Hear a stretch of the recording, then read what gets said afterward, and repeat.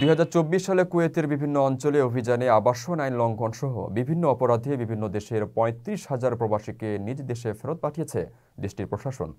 ভিসার ধরন ও স্থানীয় আইন সম্পর্কে ধারণা না থাকায় বৈধ ভিসায় এসেও কাজ না পেয়ে অবৈধ হয়ে দেশে ফিরছেন প্রবাসীরা।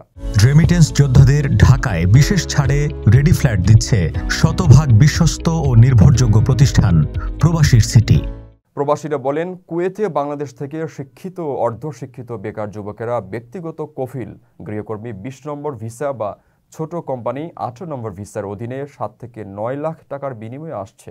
কিছু কিছু ক্ষেত্রে মধ্যস্বত্বভোগী বা দালালের মিথ্যা প্রতিশ্রুতিতে বিভ্রান্ত হয়ে একক ভিসায় কুয়েতে আসার কিছুদিন পরেই মালিক তাদের অনুমতি বাতিল করে তার স্থলে অন্য ব্যক্তিকে নিয়োগ দিচ্ছেন।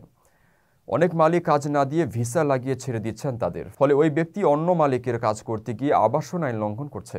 পরে তাদের দেশে ফেরত পাঠানো হচ্ছে। ফলে একদিকে কুয়েতে যেমন বাংলাদেশিদের ভাবমূর্তি ক্ষুণ্ণ হচ্ছে, আবার ব্যক্তিগতভাবে কর্মীরাও আর্থিকভাবে ক্ষতিগ্রস্ত হচ্ছেন।